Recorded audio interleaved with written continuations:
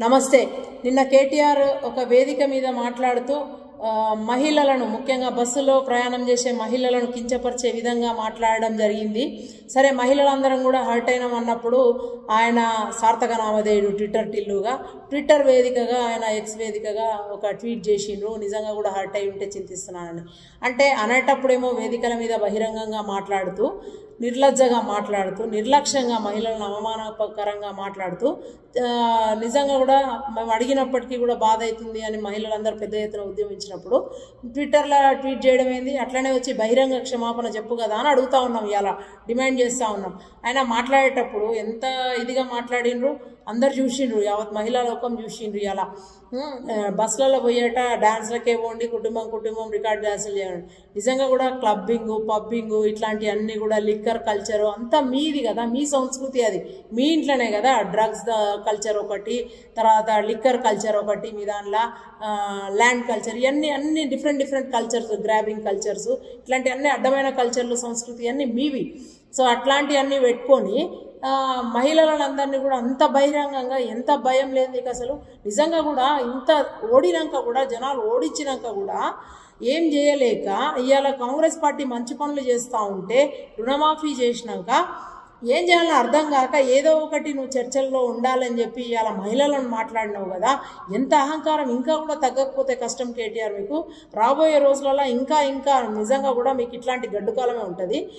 మహిళలకు మీరు నిజంగా కూడా 73, 74 రాజ్యాంగ సవరణ ద్వారా మహిళలకు మహిళా కమిషన్ అనేది ఒకటి పెట్టాలని పెట్టినాక కూడా దేశం మొత్తం దాన్ని పెడితే కూడా కనీసం తెలంగాణలో 10 ఏళ్ల పాలనలో మీరు లాస్ట్ చివరి రోజుల తూతు మంత్రంగా ఆమెకి ఇచ్చినట్టున్నది. వాళ్ళు కూడా పెద్దగా ఎక్కడ కూడా అన్యాయాలు అరికట్టింది లేదు, అన్యాయంగా మహిళలకు ఏదైనా జరిగితే కూడా వచ్చి వాళ్ళు స్పందించింది లేదు. అట్లాంటిది ఇవాళ కాంగ్రెస్ పార్టీ ముందుకు పోతా ఉంది మంచి పనులతోని. ప్లస్ మళ్ళీ మీ క్యాబినెట్లో కూడా మొదటి నుంచి మీకు ఇదే అహంకారం. మహిళలే లేని క్యాబినెట్ నడిపిండ్రు 5 సంవత్సరాలు.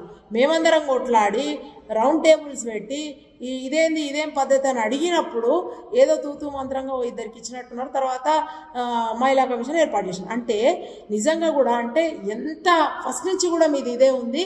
ఇట్లాంటిది తగ్గించుకోవాలని చెప్పి హెచ్చరిస్తున్నాం కేటీఆర్.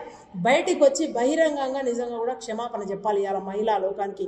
చాలా బాధ అవుతుంది. అంటే వాళ్ళు ఏమన్నా సంఘ విద్రోహం మాది, వాళ్ళు చేసింది ఏమన్నా ఏమంటారు అనైతిక పనులు అలా చేసిన ఏమన్నా అంటే, ఇంట్లో మీరు ఒకవైపు మీరే చెప్తున్నారు ఖాళీగా పోతున్నాయి బస్సులు, ఖాళీ ఈ పనులు చేస్తున్నారు, మళ్ళీ దిక్కంటారు కిక్కిరిసిపోతున్నాయి ఫ్రీక్వెన్సీ పెంచమని. ఎస్ వినో, నిజంగా కూడా ఒకటి ఇది తీసుకొచ్చినప్పుడు మేము వాళ్ళ సంక్షేమం దిశగా ఆలోచించినప్పుడు, మహిళలకు ఒక హామీ ఇచ్చినప్పుడు ఖచ్చితంగా మధ్యతరగతి మహిళలందరూ కూడా, దానిలో బిలో మధ్యతరగతి మహిళలు వీళ్ళందరూ కూడా ఒక ప్రైవేట్ జాబ్ చేసుకునేటోళ్ళు అనుకోండి, 4,000 రూపాయలు ఆదా అవుతాయి కదా వాళ్ళకు.